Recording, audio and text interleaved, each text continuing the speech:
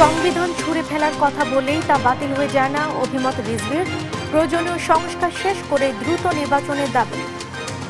কেউ যেন সাহস না পায় কোনো দলের অভ্যন্তরে অথবা প্রতিবেশী কারোর সাথে অথবা অন্য যে কোনো মানুষের সাথে কোনো ধরনের সহিংস আচরণ করবে, সন্ত্রাসীমূলক আচরণ করবে। সুষ্ঠু নির্বাচনের জন্য মৌলিক সংস্কার আদায় করে ছাড়বে জামায়াত। রংপুরের সমাবেশে আমির, ভোট কেন্দ্র দখলের সুযোগ পাবে না কেউ। যেই জনগণ এত মূল্য দিয়ে একটা পরিবর্তন এনেছে, সেই জনগণ আরেকটা ফেসিবাদ কায়েম করতে দিবে না ইনশাআল্লাহ। জুলাই আগস্টের মধ্যেই জাতীয় সনদ চায় এনসিপি। ঠাকুরগাঁও দিনাজপুরে পদযাত্রা, নতুন করে স্বৈরাচার তৈরি হলে রুখে দেওয়ার ঘোষণা। স্মরণকালে সেরা নির্বাচন উপহার দেবে অন্তর্বর্তী সরকার, বলেন জ্বালানি উপদেষ্টা। পালিয়ে যায় এমন লোককে নির্বাচিত না করার আহ্বান। কুমিল্লায় মা ও 2 সন্তানকে পিটিয়ে হত্যার ঘটনায় মামলা হয়নি, গ্রেফতার আতঙ্কে পুরুষশূন্য গ্রাম। গৃহবধূর ভিডিও ছড়ানোর মূলে 2 ভাইয়ের। আইএসএ তহবিলে অর্থ পাঠাতো গ্রেফতার বাংলাদেশি শ্রমিকরা। দাবি মালয়েশিয়া পুলিশের 15 জনকে দেশে ফেরানোর সিদ্ধান্ত। এবং শ্রীলঙ্কার বিপক্ষে টি-20 সিরিজের দল ঘোষণা বিসিবির। 1 বছর পর দলে ফিরল সাইফুদ্দিন ও নাইম শেখ, নেই শান্ত রানা। সংবাদ রাতে দেখছিলেন সংবাদ শিরোনাম, সঙ্গে আছে আমি জেসিকা বেদিন। বিস্তারিত। যে কোনো ধরনের অনৈতিক কর্মকাণ্ডে যদি বিএনপির কেউ জড়ায়, তাকে ছাড় দেওয়া হবে না বলে জানিয়েছেন বিএনপির সিনিয়র যুগ্ম মহাসচিব রুহুল কবির রিজভী। শুক্রবার বিকেলে নয়াপল্টনে দলটির কেন্দ্রীয় কার্যালয়ে সংবাদ সম্মেলনে কথা বলেন তিনি। দলের শৃঙ্খলা রক্ষায় কোনো ধরনের আপোষ করা হচ্ছে না জানিয়ে রিজভী বলেন, ভারপ্রাপ্ত চেয়ারম্যান তারেক রহমান দলের প্রতি সর্বস্তরের কার্যক্রম নিবিড়ভাবে পর্যবেক্ষণ করছে। আর এনসিপি নেতার সংবিধান ছুঁড়ে ফেলে দেওয়ার বক্তব্যের কঠোর সমালোচনা করেন তিনি। বলেন, সংবিধান ছুঁড়ে ফেলার কথা বললেই তা বাতিল হয়ে যায় না।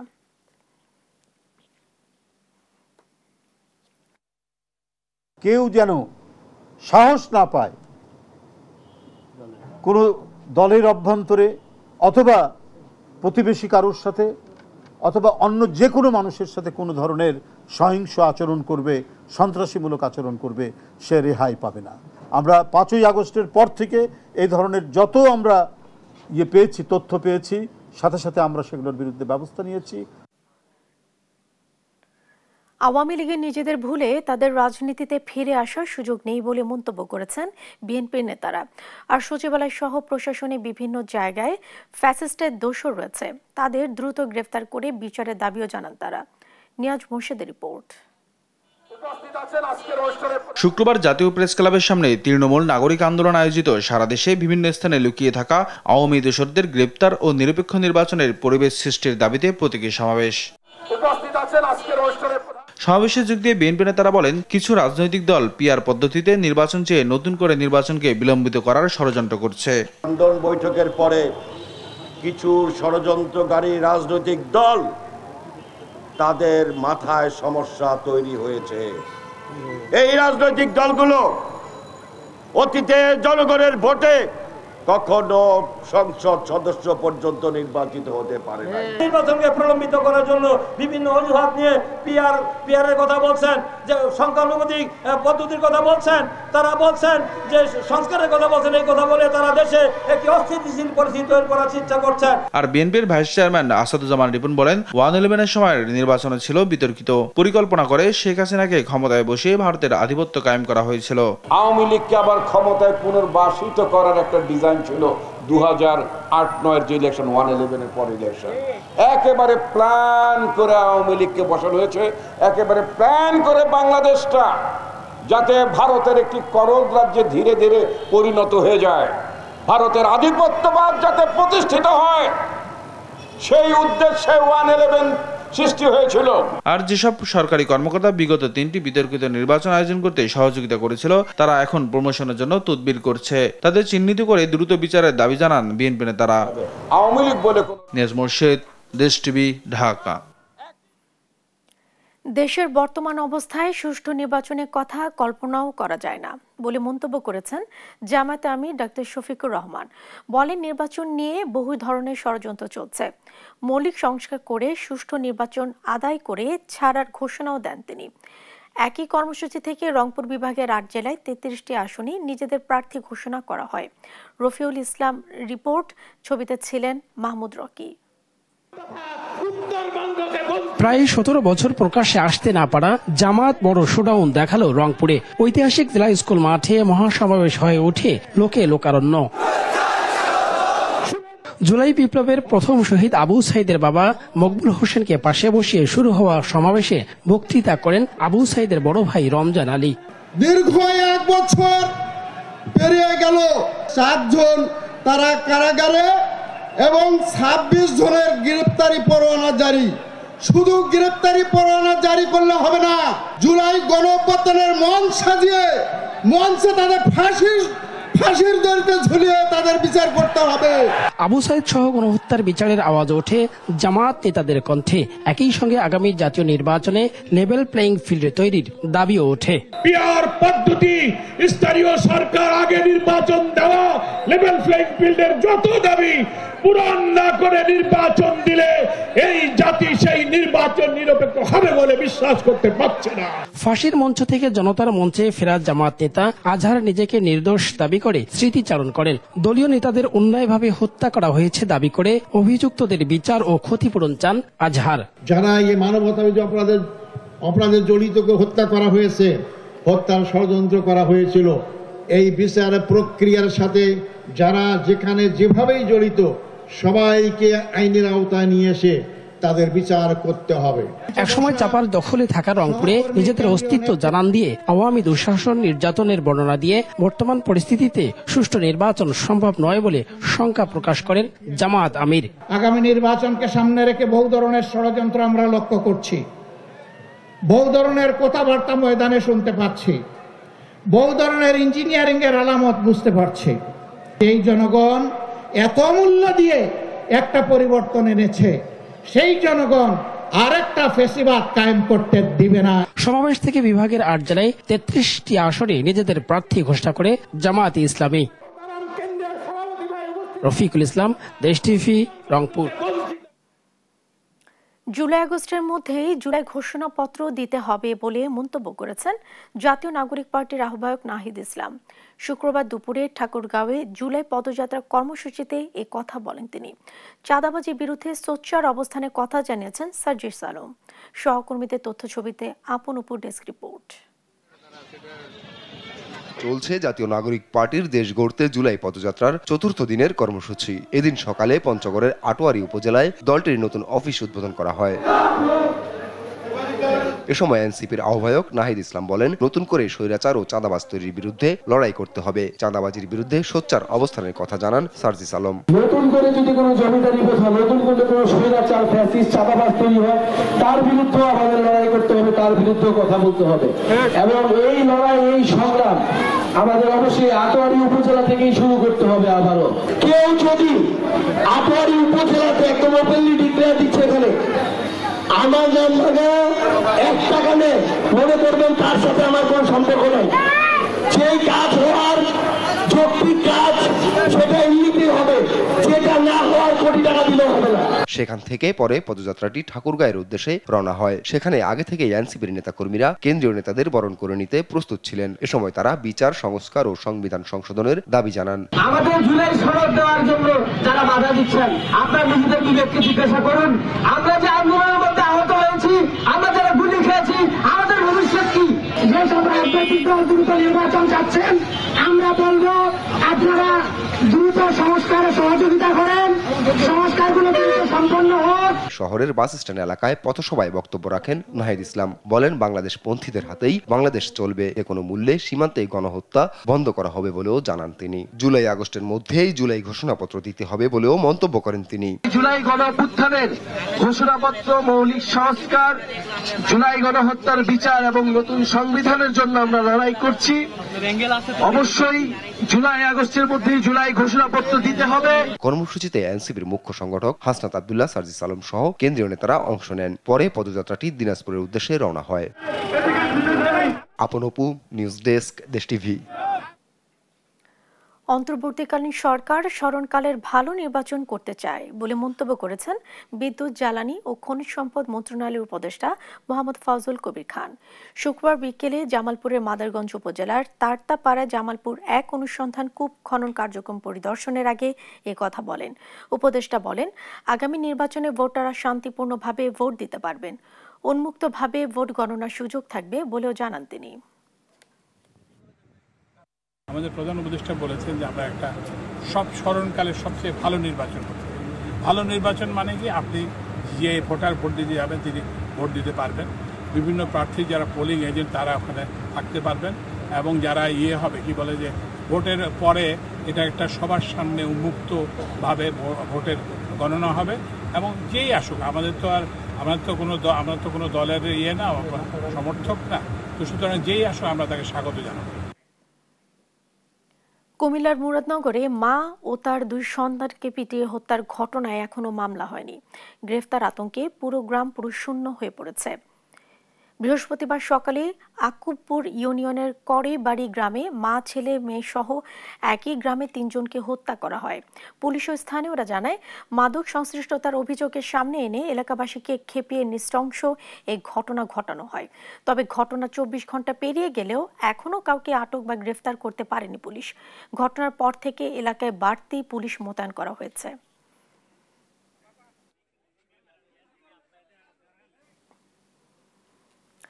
কুমিল্লার মুরাদনগরে এক নারীকে মারধর ও বিবস্ত্র করে ভিডিও ছড়িয়ে দেওয়ার ঘটনায় মূল হোতা শাহপরানকে গ্রেফতার করেছে র্যাব।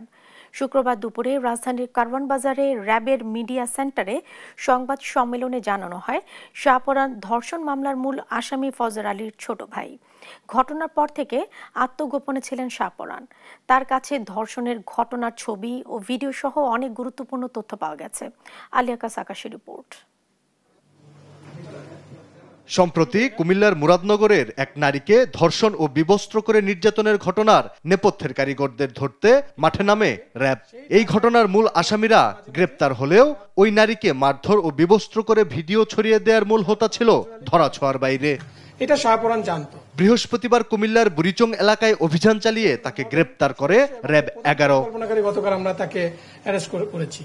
শুক্রবার রাজধানীর কাউরান বাজার র্যাব মিডিয়া সেন্টারে সংবাদ সম্মেলনে র্যাব 11-র অধিনায়ক জানান, মূল আসামি ফজর আলীর ছোট ভাই শাহপরান। ওই নারীকে নিয়ে 2 ভাইয়ের মধ্যে ইতিপূর্বে বিরোধের জেরে মব তৈরি করে এমন ঘটনা ঘটানো হয়। সে সব মিলিয়েই এই ফজর আলীকে একটু শায়েস্তা করার উদ্দেশ্যে মূলত এই পরিকল্পনাটা করে। এট দ্য সেম টাইম দুজনেই এই মহিলাকে উত্ত্যক্ত করতে, এবং এই ঘটনাকে কেন্দ্র করে তাদের মধ্যে সালিশও হয়েছিল। সেখানে ফজর আলী কর্তৃক শাহপরানের হেনস্থার শিকার হয়েছে। সেটা থেকেই এই প্রতিশোধটা নেওয়ার জন্যই, ফজর আলীকে শায়েস্তা করার জন্যই মূলত এই ঘটনাটা সে সাজিয়েছিল। র্যাব জানায়, অশ্লীল ভিডিও চিত্র ধারণ করে পরবর্তীতে সেই ভিডিও চিত্র সামাজিক যোগাযোগ মাধ্যমে ছড়িয়ে দেওয়ার মূল হোতা শাহপরান। মূলত শাহপরান জানতো যে তার ভাই যাবে, বিভিন্ন কারণে যায়, এট দ্য সেম টাইম তার সাথে মহিলার সাথে উত্ত্যক্ত করে আসছিল।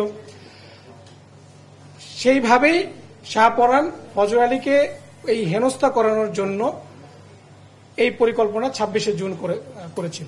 আসামির বিরুদ্ধে আইনানুগ ব্যবস্থা গ্রহণ করা হচ্ছে বলে জানান র্যাব 11-র অধিনায়ক। তদন্ত হোক, অলরেডি 4 জন অ্যারেস্ট। আলিয়াকাস আকাশ, দেশ টিভি, ঢাকা।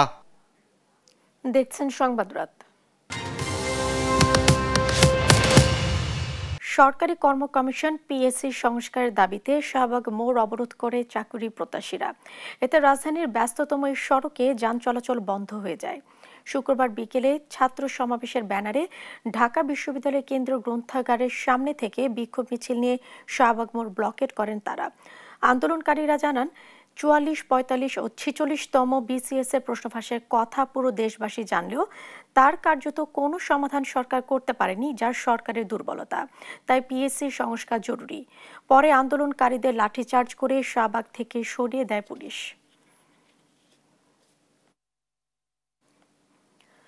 চুয়াডাঙ্গার জীবননগর উপজেলার উথলিতে মালবাহী একটি ট্রেনের বগি লাইনচ্যুত হয়েছে।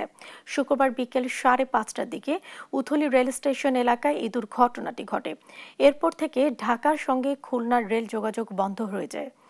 কর্মকর্তারা জানান, মোংলা থেকে ছেড়ে আসা সিরাজগঞ্জগামী একটি মালবাহী ট্রেনের 4টি চাকা লাইনচ্যুত হয়। উদ্ধারকারী ট্রেনে ঘটনাস্থলে পৌঁছে উদ্ধার কাজ শুরু করে।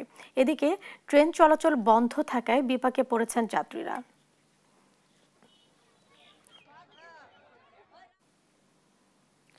ব্রাহ্মণবাড়িয়ার ডোবা থেকে শাপলা ফুল তুলতে গিয়ে ভাই বোনের মৃত্যু হয়েছে। শুক্রবার সকালে পৌর শহরের শান্তিনগর এলাকার ডোবা থেকে তাদের মরদেহ উদ্ধার করা হয়। মৃত হোসাইন ও তার বোন জিন্নাত বাদুগড় খাদেমের মাঠ এলাকায় আক্কাস মিয়ার সন্তান। বৃহস্পতিবার দুপুরেও শাপলা ফুল তোলার কথা বলে তারা বাড়ি থেকে বের হয়। সন্ধ্যা হয়ে গেলেও তারা বাড়িতে না ফিরে খোঁজাখুঁজির এক পর্যায়ে শুক্রবার সকাল বাড়ির পাশে ডোবাতে দুজনের মরদেহ ভেসে উঠতে দেখেন।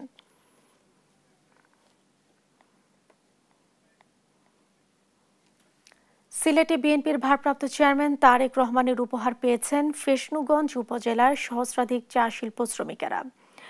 শুক্রবার বিকেলে উপজেলার মণিপুর চা বাগান প্রাথমিক বিদ্যালয়ের মাঠে চা শিল্প শ্রমিকদের সঙ্গে রাষ্ট্র কাঠামো মেরামতের 31 দফা বাস্তবায়ন শীর্ষক আলোচনা সভা ও রেইনকোট বিতরণ করা হয়। অনুষ্ঠানে প্রধান অতিথি ছিলেন বিএনপি নেতা ব্যারিস্টার এম.এ. সালাম। এই সময় তিনি বলেন, আগামীর বাংলাদেশ হবে তারেক রহমানের স্বপ্নের একটি সুখী সমৃদ্ধশালী বাংলাদেশ, যেখানে থাকবে সব নাগরিকের সমান সুযোগ।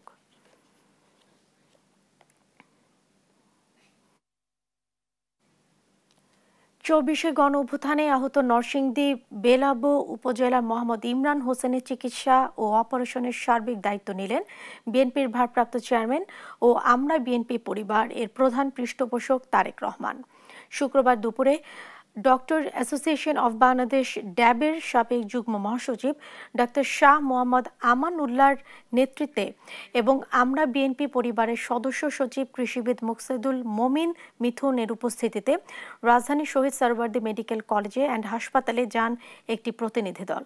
চিকিৎসাধীন মোহাম্মদ ইমরান হোসেনের প্রতি নেতৃবৃন্দ বিএনপির ভারপ্রাপ্ত চেয়ারম্যান তারেক রহমান ও বিশিষ্ট কার্ডিওলজিস্ট ডক্টর জুবাইদা রহমানের সহমর্মিতার বার্তা পৌঁছে দেন। দেখছেন সংবাদ রাত। জঙ্গিবাদে জড়িত থাকার অভিযোগে মালয়েশিয়ায় গ্রেফতার হয়েছে বাংলাদেশি।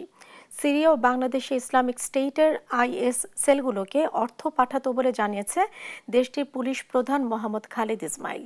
সংবাদ সম্মেলনে তিনি বলেন, এপ্রিল থেকে চলমান অভিযানে 36 জন বাংলাদেশিকে আটক করেছেন। মূলত কারখানা, নির্মাণ ও সেবা খাতে কর্মরত শ্রমিকদের একটি চক্র সামাজিক যোগাযোগ মাধ্যম ও মেসেজিং অ্যাপের মাধ্যমে উগ্রবাদী মতাদর্শ ছড়াচ্ছিল। গ্রুপের সদস্য সংখ্যা প্রায় শতাধিক।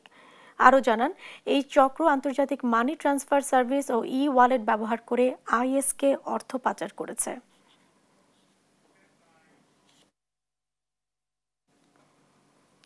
ভারতের হিমাচল প্রদেশে টানা ভারী বর্ষণ ও পাহাড়ি ঢলে আরও অবনতি হয়েছে বন্যা পরিস্থিতি। এতে এখন পর্যন্ত 63 জনের মৃত্যু হয়েছে বলে জানিয়েছে স্থানীয় প্রশাসন। এছাড়াও নিখোঁজ রয়েছেন অন্তত 40 জন। বিদ্যুৎ ও পানির তীব্র সংকট পড়েছেন হাজারো মানুষ। এ পরিস্থিতিতে হিমাচলের পার্বত্য এলাকাগুলোতে আগামী 7 জুলাই পর্যন্ত অরেঞ্জ অ্যালার্ট জারি করেছে দেশটির আবহাওয়া দফতর। আরও জানাচ্ছেন রায়হান কবি শুভ্র। টানা ভারী বৃষ্টিপাতে শ্রেষ্ঠ বন্যায় বিপর্যস্ত ভারতের হিমাচল প্রদেশ। প্রতিনিয়ত আরও অবনতি হচ্ছে পরিস্থিতি। রাজ্য জুড়ে ধসে পড়েছে একাধিক পাহাড়ি গ্রাম। শেষ খবর পাওয়া পর্যন্ত লাফিয়ে বাড়ছে মৃতের সংখ্যা। নিখোঁজ রয়েছেন আরও অনেকে। হিমাচলের বেশিরভাগ জেলা ক্ষতিগ্রস্ত হলেও সবচেয়ে বেশি ক্ষতির মুখে মান্ডি। সেখানেও হতাহত হয়েছেন বহু মানুষ, নিখোঁজ প্রায় অর্ধশত। প্রদেশ জুড়ে আহত শতাধিক। পানির তোড়ে ভেসে গেছে অন্তত 14টি সেতু। রাজ্যের বিভিন্ন প্রান্তে বিপর্যস্ত হয়ে পড়েছে সড়ক যোগাযোগ, বন্ধ 500রও বেশি রাস্তা। অনেক স্থানে বিদ্যুৎ ট্রান্সফরমার অচল হওয়ায় বিদ্যুৎ ও পানির সংকটে পড়েছেন হাজার হাজার মানুষ। দেখা দিয়েছে খাদ্য সংকট, যা বাড়িয়ে দিয়েছে মানবিক বিপর্যয়ের আশঙ্কা। এখনই পরিস্থিতি স্বাভাবিক হওয়ার নেই কোনো সম্ভাবনা। রাজ্যের সর্বত্র জারি করা হয়েছে ভারী বৃষ্টির সতর্কতা। আগামী সোমবার পর্যন্ত হিমাচলের সব জেলাতেই অরেঞ্জ অ্যালার্ট জারি করেছে ভারতীয় আবহাওয়া দপ্তর। এদিকে উদ্বেগ প্রকাশ করেছেন কেন্দ্রীয় স্বরাষ্ট্রমন্ত্রী অমিত শাহ। পর্যাপ্ত পরিমাণে উদ্ধারকারী দল মোতায়েন করা হয়েছে বলেও জানান তিনি। স্থানীয় প্রশাসনের পক্ষেও জোর কদমে চলছে উদ্ধার ও ত্রাণ কার্যক্রম। বিপর্যস্ত এলাকাগুলোতে কাজ করছে জাতীয় বিপর্যয় মোকাবিলা দল, রাজ্য পুলিশ এবং ভারতীয় সেনার যৌথ টিম। রায়হান কবির শুভ্র, নিউজ ডেস্ক, দেশ টিভি। মহরম মাসের 10ম দিন পালিত হয় আশুরা। আগামী 6 জুলাই আনুষ্ঠানিকভাবে আশুরা পালন করবে শিয়ারা। আশুরাকে কেন্দ্র করে ইরাকে চলছে মশাল মিছিলের প্রস্তুতি। ফাতেমা তাসনিমের রিপোর্ট। শিয়াদের পবিত্র উৎসব আশুরা উপলক্ষে ইরাকে চলছে বর্ণিল আয়োজন। পবিত্র শহর নাজাফে আশুরার আগে আয়োজিত মিছিলের জন্য মশাল প্রস্তুত হচ্ছে। স্থানীয়দের মতে এই অনুষ্ঠানের উৎপত্তি নাজাফে। একজন ব্যক্তি 20টি বেশি ছোট মশালের সমন্বয়ে তৈরি একটি বিশাল আকৃতির মশাল বহন করে এবং ঢোলের শব্দে ইমাম আলী রাদিয়াল্লাহু আনহু মাজারের দিকে এগিয়ে যান। নাজাফের প্রতিটি উপজাতি কমপক্ষে একটি করে মশাল স্থাপন করে। মিছিলের সময় জ্বালানোর জন্য জ্বালানি তেল সাবধানে মশাল ব্যাগে স্থাপন করা হয়। মশালটি এখান থেকে নিয়ে যাওয়ার পর জ্বালানো হয়। একে বলা হয় আলোকসজ্জা। আমরা এতে কালো জ্বালানি এবং সাদা তেল যোগ করি। উপজাতিরা এখান থেকে ইমাম আলীর মাজার পর্যন্ত মশালের নিচে স্লোগান দিতে থাকে। তারা এখানে আবু আব্দুল্লাহ আল হুসেনের জন্য অনুষ্ঠান সম্পাদন করে। তারপর মশালটি এখানে ফিরে আসে এবং আমরা এটি নিভিয়ে ফেলি। পরের দিন আমরা এটি মুড়িয়ে ফেলি। জ্বলন্ত মশালগুলো মূলত ইমাম হোসেনের মৃত্যুর স্মরণে মিছিলকারীদের আলো সরবরাহ করে। অনেকের ধারণা মশালের আগুন ইমাম হোসেন ও তার অনুসারীদের আক্রমণের সময় তাদের তাঁবুতে জ্বলতে থাকা আগুনের প্রতিনিধিত্ব করে। মহরম হিজরি ক্যালেন্ডারে পবিত্র মাস হিসাবে ধরা হয়। এই মাসে 10ম দিনে পালিত হয় আশুরা। সুন্নি ও শিয়া উভয় মুসলিমরা কারবালার যুদ্ধে ইমাম হোসেনের শাহাদাতের স্মরণে আশুরা পালন করে। ইসলামী বছরের প্রথম মাস মহরম মূলত প্রার্থনার জন্য পবিত্র মাস। এই মাসে যুদ্ধকে নিষিদ্ধ করা হয়েছে। ফাতেমা তাসনিম, নিউজ ডেস্ক, দেশ টিভি। দেখছেন সংবাদ রাত।